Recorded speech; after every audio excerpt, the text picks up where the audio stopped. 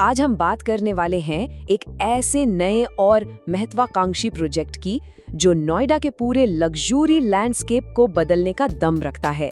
ये सिर्फ एक और बिल्डिंग नहीं है, बल्कि शहर के लिए एक नया लैंडमार्क बनाने का दावा है। तो चलिए समझते हैं कि इसके पीछे की रणनीति क्या है।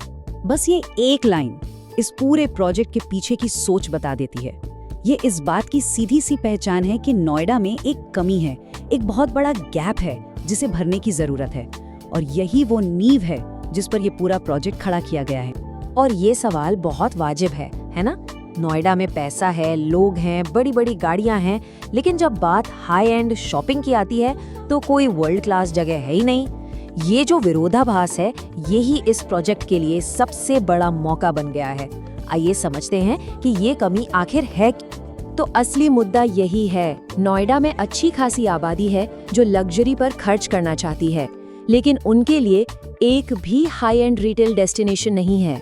मतलब ब्रांडेड घर तो हैं, महंगी गाड़ियां भी हैं, पर लग्जरी शॉपिंग के नाम पर एक बड़ा सा शून्य है। सोचिए आज होता क्या है। अगर किसी को गुच्ची या डियोर जैसे बड़े ब्रांड से कुछ खरीदना है तो उन्हें 1 से 1.5 घंटा लगाकर दिल्ली जाना पड़ता है। ट्रैफिक से जूझना, पार्किंग की किल्लत, ये सब झेलना पड़ता है। नोएडा में ही कोई ऐसी जगह नहीं है जहां ये एक्सपीरियंस आराम से लिया जा सके। और बाजार के इसी खालीपन को भरने के लिए स्मार्ट वर्ल्ड एक जबरदस्त समाधान के साथ आया है। और मैं फिर कहूंगी, ये सिर्फ एक मॉल नहीं है, बल्कि एक पूरी तरह से इंटीग्रेटेड एक्सपीरियंस बनाने का दावा है। ये जो प्रोजेक्ट है, ये 5 मिनट सिटी के कॉन्सेप्ट पर बना है। इसे मिक्स्ड यूज डेवलपमेंट भी कहते हैं। इसका सीधा सा मतलब है कि रिटेल, रहने की जगह और दूसरी सर्विसेज सब कुछ एक ही जगह पर। लोग वहीं रहें, वहीं खरीदारी करें और वहीं अपनी सोशल लाइफ का मजा लें। तो इस प्रोजेक्ट के 3 मेन पिलर्स हैं: high and branded retail shops, शानदार ब्रांडेड घर और सर्विस डिपार्टमेंट्स। इसका एक और बड़ा फायदा ये है कि साइट पर पहले से ही 600 से ज्यादा परिवारों की एक कैप्टिव ऑडियंस होगी। मतलब रिटेल के लिए ग्राहक तो पहले से ही मौजूद हैं।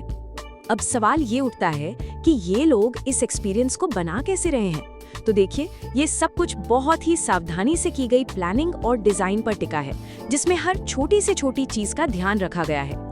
इनका लक्ष्य सिर्फ सामान बेचने के लिए एक जगह बनाना नहीं है, बल्कि अनुभवों के लिए एक डेस्टिनेशन बनाना है। इसी को कहते हैं एक्सपीरियंशियल रिटेल। मतलब लोग यहाँ सिर्फ शॉपिंग करने नहीं आएंगे, बल्कि अच्छे खाने, माहौल और सुविधा का आनंद लेने आएंगे। और इनकी रिटेल स्ट्रैटेजी तो और भी दिलचस्प है। हर फ्लोर को एक खास मकसद से डिजाइन किया गया है। जैसे कि ग्राउंड फ्लोर पर होंगे इंटरनेशनल फैशन ब्रांड्स और कैफे, फर्स्ट फ्लोर पर आपको मिलेगा डिजाइनर फर्नीचर और वेलनेस से जुड़ी चीजें, और सेकंड फ्लोर वो पूरी तरह से फाइन डाइनिंग, पब्स और बार के लिए रिजर्व्ड है। जी हाँ, यहाँ कोई आम फूड कोर्ट नहीं होगा।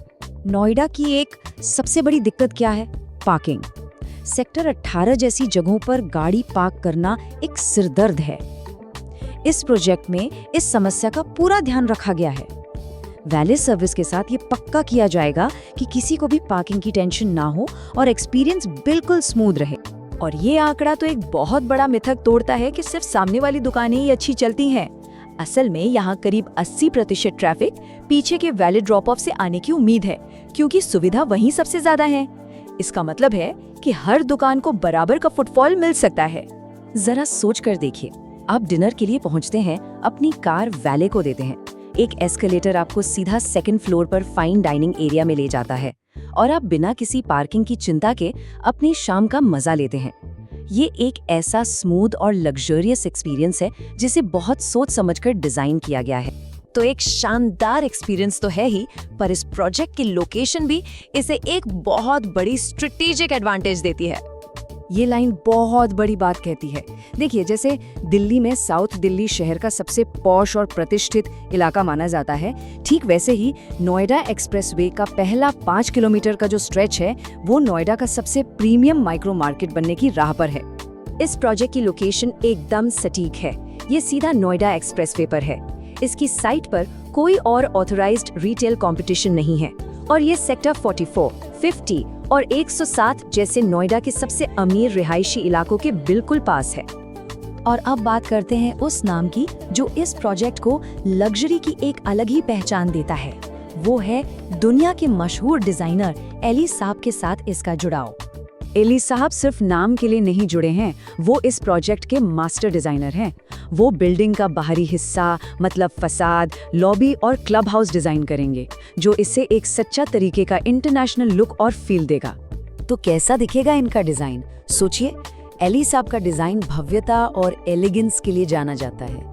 बहुत सारे रिफ्लेक्टिव ग्लास का इस्तेमाल, उनका सिग्नेचर वाइट और गोल्ड कलर पैलेट और एक शानदार एहसास, ये सब मिलकर एक ऐसा माहौल बनाएगा जो सच में वर्ल्ड क्लास लग्जरी होगा।